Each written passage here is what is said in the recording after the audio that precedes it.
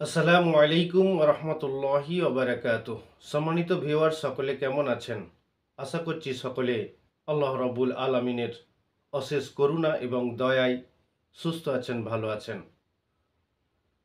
কোরবানি দেওয়ার আগে অবশ্যই এই দুটি ভুল কখনোই করবেন না। আপনি যদি একজন কোরবানি দাতা হন, আপনি যদি একজন কোরবানি দেন, তাহলে আপনাকে এই দুটি ভুল কখনোই করলে আপনার কোরবানি শুদ্ধ হবে না।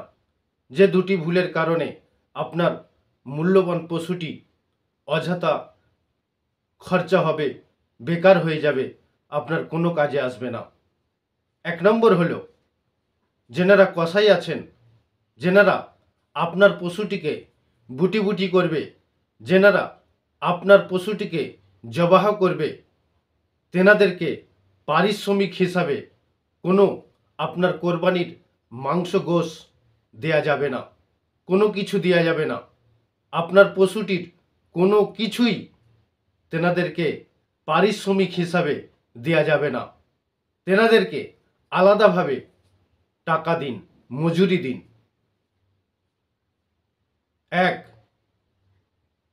২ নম্বর যে ভুলটা আমরা করে থাকি সেটি হলো, আমরা অনেকে যারা নিজেরা জবাহ করতে পারি না, তেনারা মসজিদের ইমাম সাহেবের হাতে একটা লিস্ট ধইরে দিই, যে লিস্টে ৭ নাম, ২ নাম, ৪ নাম, ৫ নাম এরকম নাম লিখে ইমামের হাতে ধরিয়ে দিই যে এতগুলো নামে কুরবানি হবে।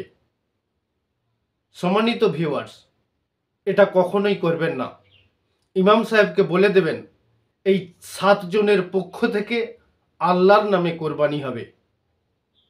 যেনারা ইমাম সাহেব আছেন, যেনারা জবাহ করবেন, তেনারাও অন্তত এই নিয়ত করবেন, কোরবানি দাতা যদিও না বলে দেয়, আপনারা ইমাম, আপনাদের কর্তব্য হলো আল্লাহর নামে কোরবানি হবে।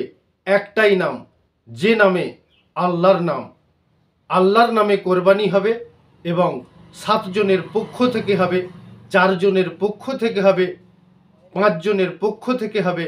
এই রকমভাবে আপনি নিয়ত করে কোরবানি পশুটির গলায় ছুরি চালাবেন।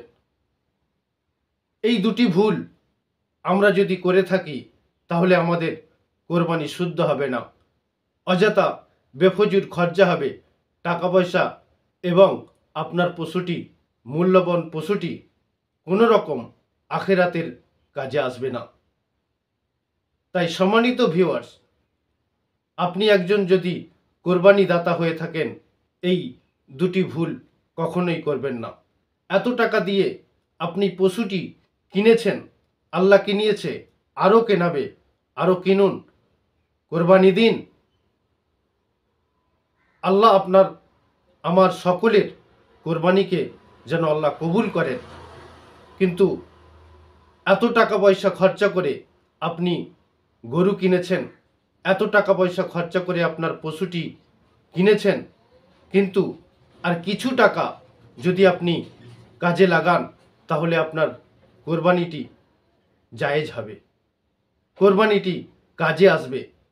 আপনার পশুর যতগুলো লোম আছে ততগুলো আপনি সব নেকি অর্জন করতে পারবেন এবং আখিরাতের ঢাল স্বরূপ হয়ে দাঁড়াবে। তাই সম্মানিত ভিউয়ার্স, কোনোভাবেই এই দুটি ভুল কখনোই করবেন না। আজকের ভিডিওটা এতটুকুই। পরবর্তীতে আবারও আসবো একটা নতুন কিছু সুন্দর ভিডিও নিয়ে। আসসালামু আলাইকুম ওয়া রাহমাতুল্লাহি ওয়া বারাকাতুহু।